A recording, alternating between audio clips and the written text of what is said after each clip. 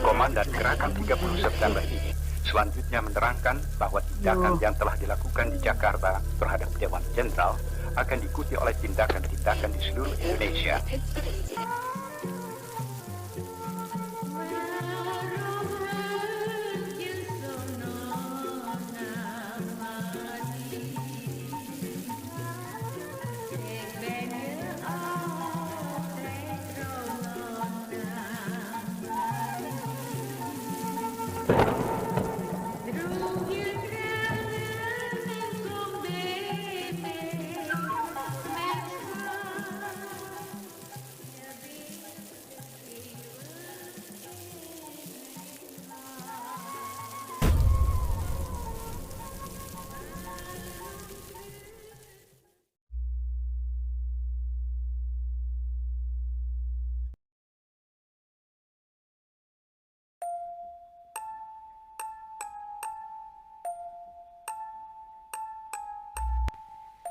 Assalamualaikum warahmatullahi wabarakatuh.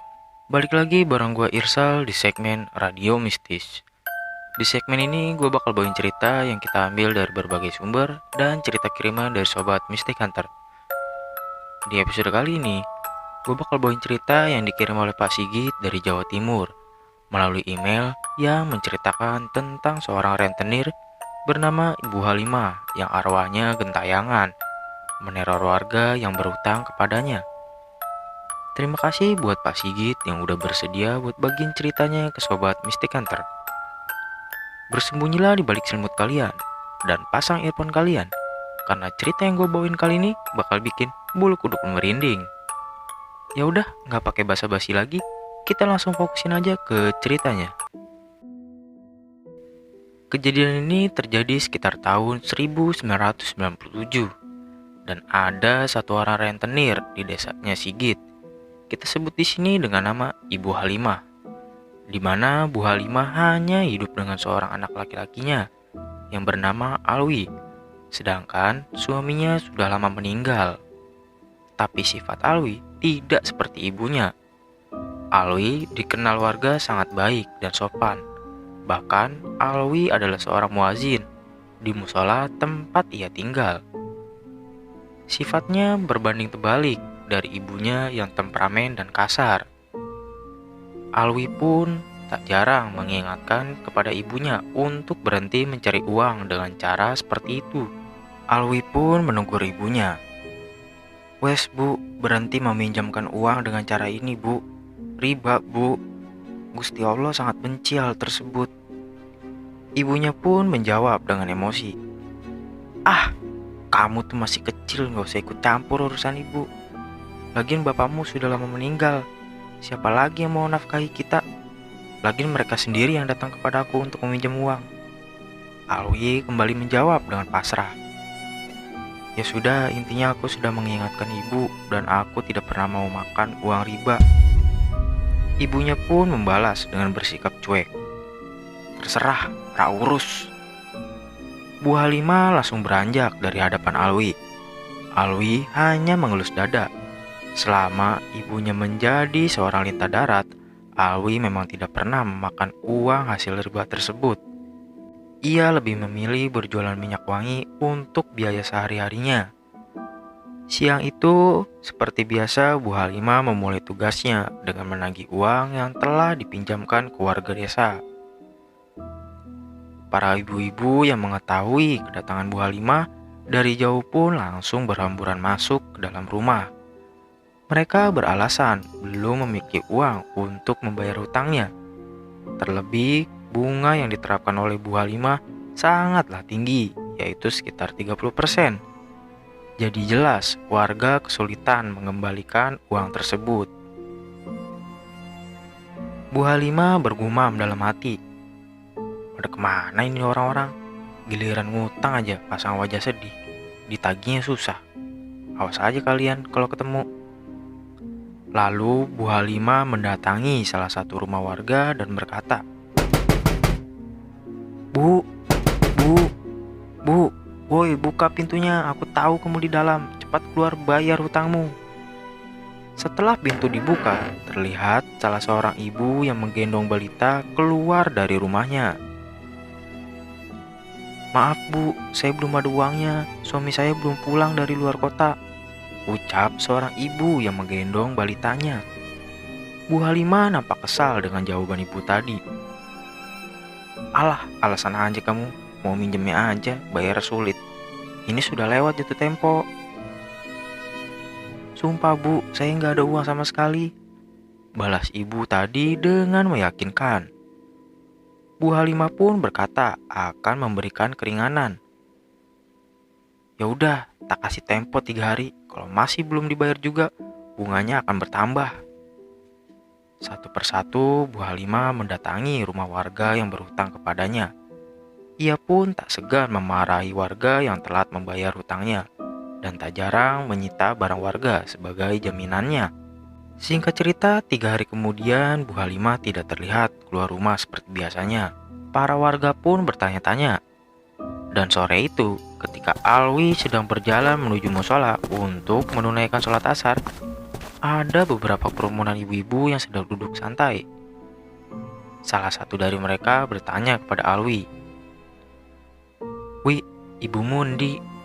ucap salah seorang warga desa. "Ono Bu, nang omah, ibu loro wis telu dino iki," balas Alwi. "Yaudah biar cepet sembuh ya ibunya," ucap salah seorang warga desa sambil mendoakan kesembuhan. "Ya matur suwun, ya wes aku tak lanjut saya Bu," balas Alwi. Alwi pun melanjutkan perjalanan menuju musola. Ibu-ibu yang berhutang mendengar kabar tersebut agak sedikit lega dan berkata, "Selamat, aku gak diutagi hutang hari ini.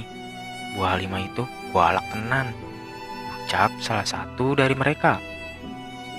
Salah satunya pun ada yang mengingatkan, "Hus, gak boleh gitu, yang namanya hutang ya tetap hutang dan harus dibayar. Emang sampean mau ditagih di akhirat?" "Yonda, pasti tak bayar kalau ono duite." 1 minggu kemudian, sekitar jam 6 pagi, terdengar pengumuman dari pengeras suara musola mengabarkan tentang kematian Bu Halimah.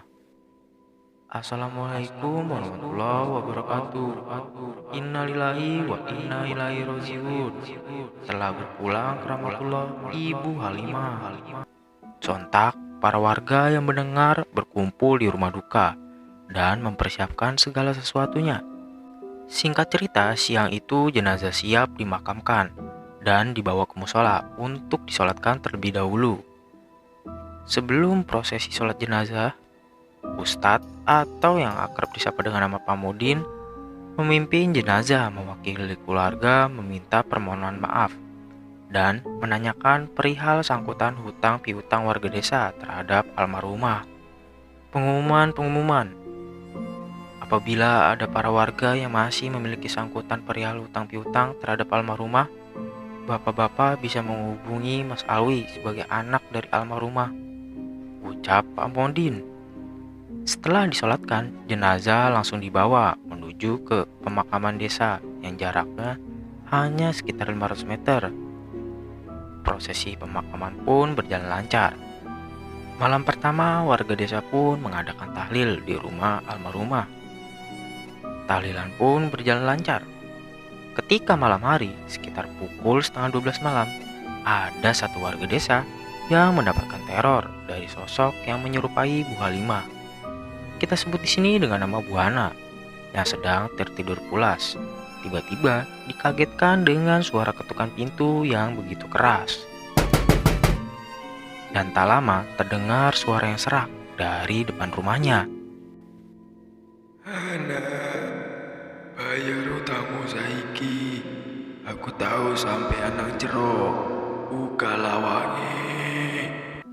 Bu Hana yang ketakutan langsung membangunkan suaminya yang tertidur pulas. Pak, tangi Pak. Itu suaranya Bu Halimah gedor-gedor pintu di depan." Suaminya pun terbangun dan berkata, Sudah Bu, biarkan saja. Bu Halimah sudah meninggal itu, bukan dia itu, jin yang menyerupai almarhumah." "Tapi Pak, aku takut," jawab Bu Hana. "Oi, buka lawange." Sambil menggedor pintu. Teror itu pun terus berlanjut sampai sekitar jam 4 pagi.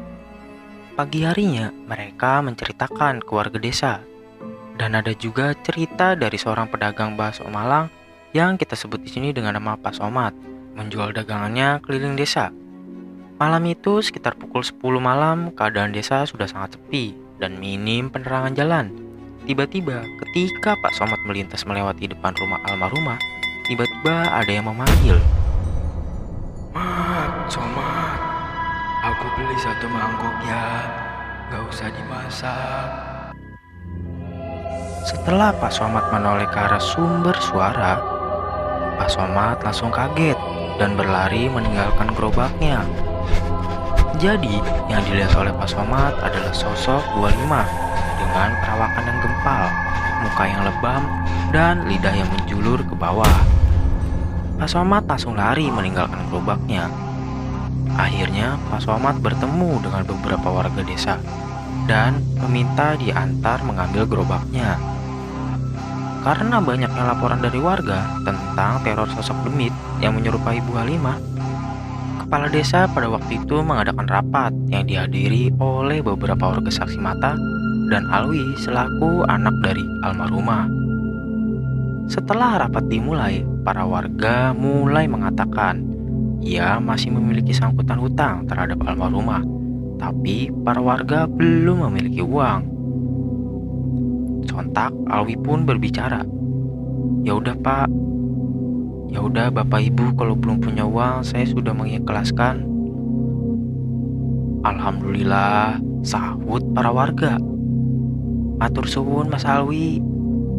Para warga mengira teror akan berhenti, namun ternyata tidak sama sekali.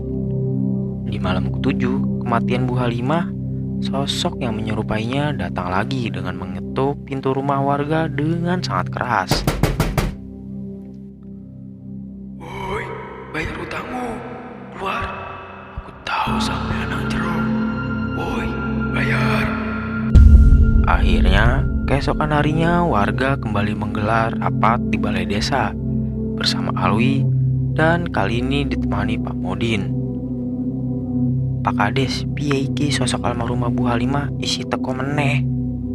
Pak Kades pun bertanya kepada Mas Alwi yang juga ikut menghadiri rapat tersebut. Wi, gimana? Kamu udah benar-benar ikhlas kan? Insya Allah Pak Kades, saya ikhlas, jawab Alwi. Lalu ada salah satu warga yang bertanya, tapi kenapa kita masih didatangi sosok tersebut? Mereka pun terdiam. Lalu Pak Modin menyuruh Alwi untuk mengambil buku catatan hutang milik almarhumah ibunya. Wi, coba ambil buku catatan hutang milik ibumu dan bawa ke sini ya, ucap Pak Modin.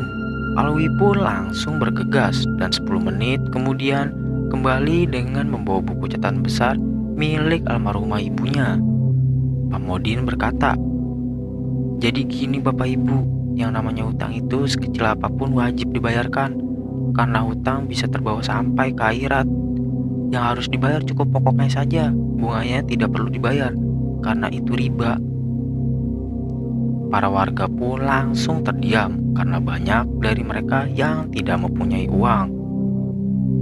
Akhirnya Pak Kades pun menambahkan, ya udah Bapak Ibu, karena banyak dari Bapak Ibu yang mungkin keberatan dan belum memiliki uang, kita pakai dana desa saja.